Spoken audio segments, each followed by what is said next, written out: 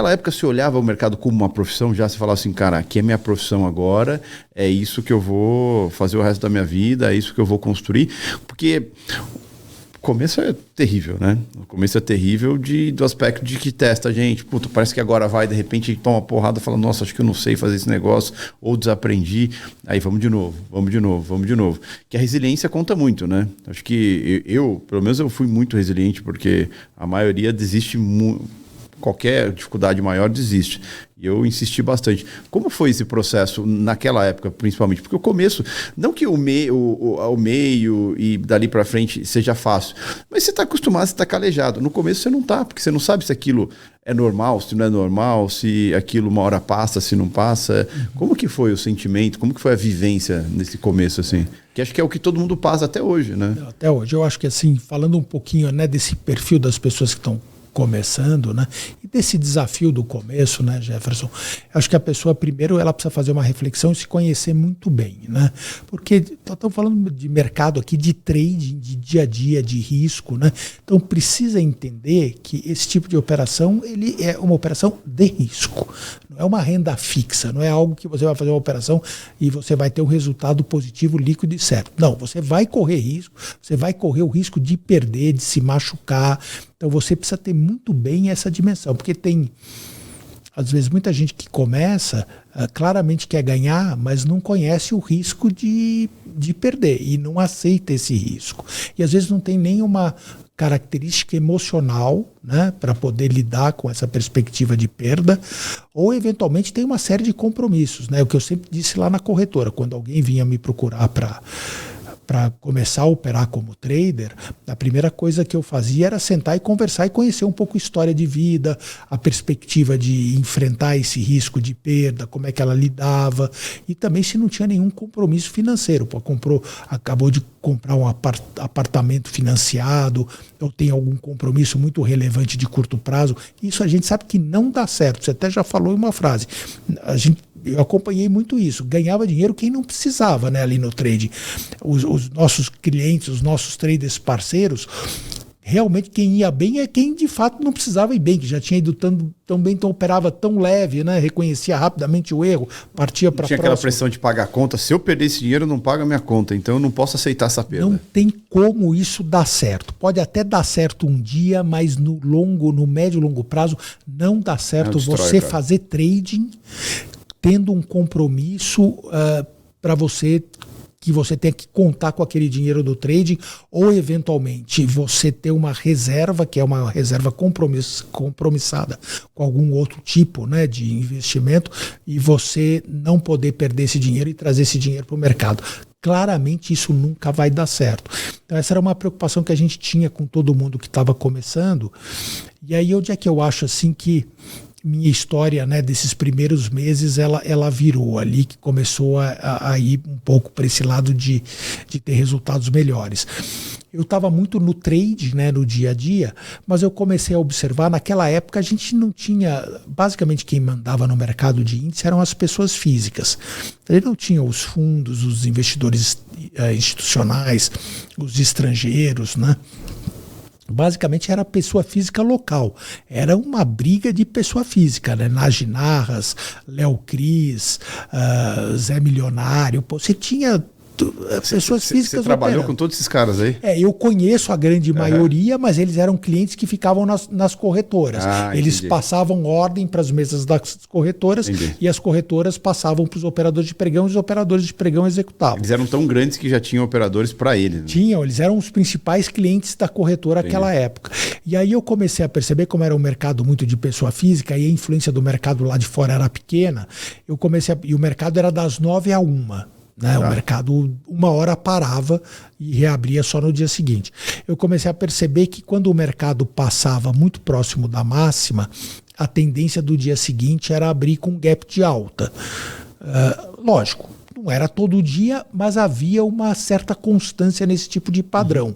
E quando o mercado fechava muito próximo da mínima, a tendência no dia seguinte era abrir para baixo. Gap de baixo. Aí eu falei, bom, além desse meu giro aqui que eu só estou apanhando, né, mas pelo menos já estou começando a empatar, eu vou começar a fazer um pouquinho de posição para o dia seguinte.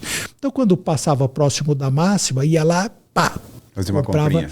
e ficava comprado para o dia seguinte. Quando passava muito próximo da mínima, eu ia lá fazer uma posiçãozinha de venda, tudo ainda muito pequeno, e fazia uma posição de venda para o dia seguinte.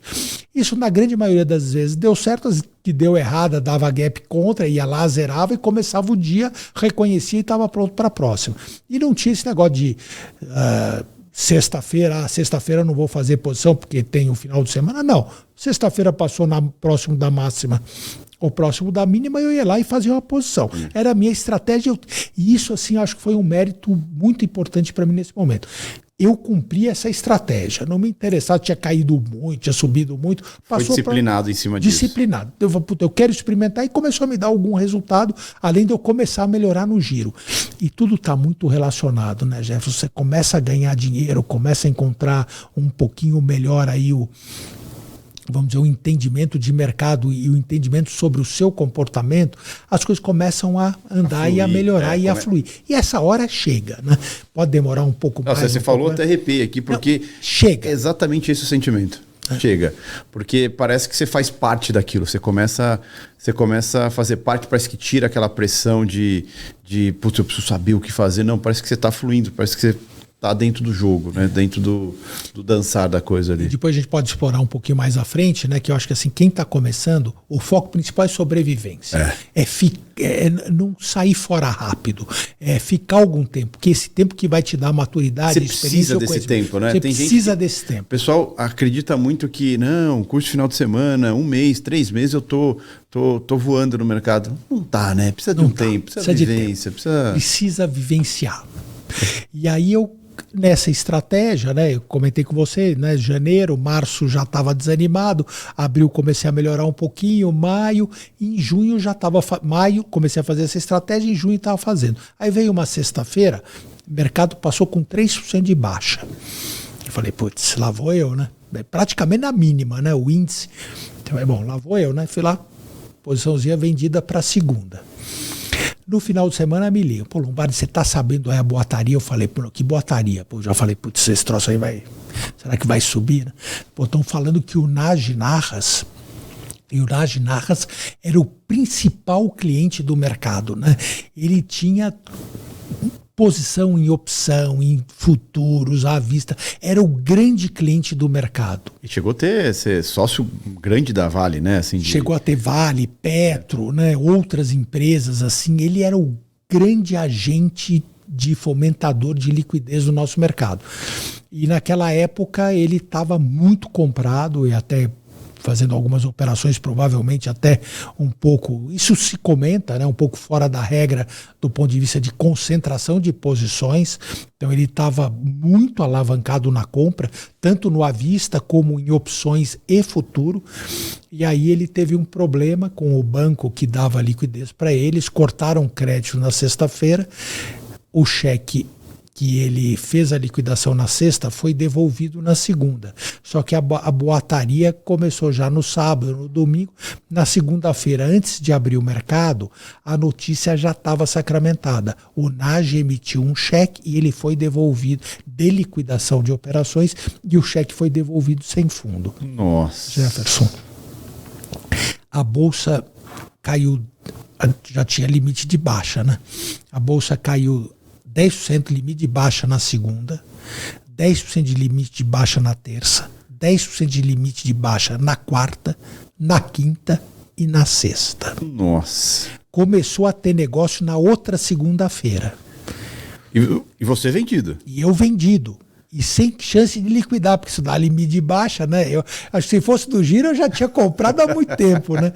Mas como tá o limite de baixa... O mercado não deixava, né? O mercado não deixava, né? Isso foi uma ajuda. Mas, sabe uma brincadeira, uma coisa parece bobagem, mas lá no passado, os maiores ganhos que eu tive na minha vida é porque eu tive algum problema e não deixava eu zerar. Então isso é bom demais. Nossa, o emocional de querer botar no bolso, aquilo que a gente falou do medo de estar errado quando tá certo.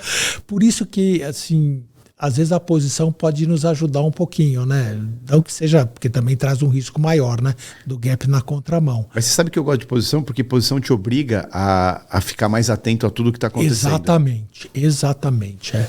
E aí, então, Você imagina, a bolsa caiu quase 50% em uma semana. Você imagina a dimensão do estrago que esse evento provocou. Tanto que ele quebrou a Bolsa do Rio de Janeiro. Né? A Bolsa do Rio de Janeiro quebrou, porque o NAGE, por conta de algumas limitações aqui em São Paulo, ele começou a operar na Bolsa do Rio, porque a Bolsa do Rio estava com volumes muito pequenos e viu a oportunidade de dar alguma flexibilidade para o NAGE, a oportunidade de voltar a ser uma referência e ter volumes importantes, mas o que aconteceu foi justamente o que entrar. Quebrou a Bolsa do Rio.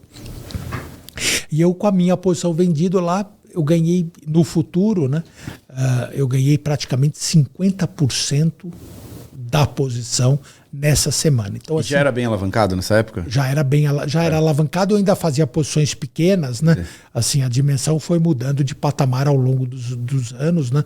E eu ainda tinha uma posição bastante pequena, mas você imagina a dimensão de você ganhar um ajuste de 50% do valor do contrato. Nossa, né? Impressionante. Então imagina hoje no índice aí, tamanho com o índice aí vai 108 mil pontos. Você de uma tacada só ganhar 54 mil pontos.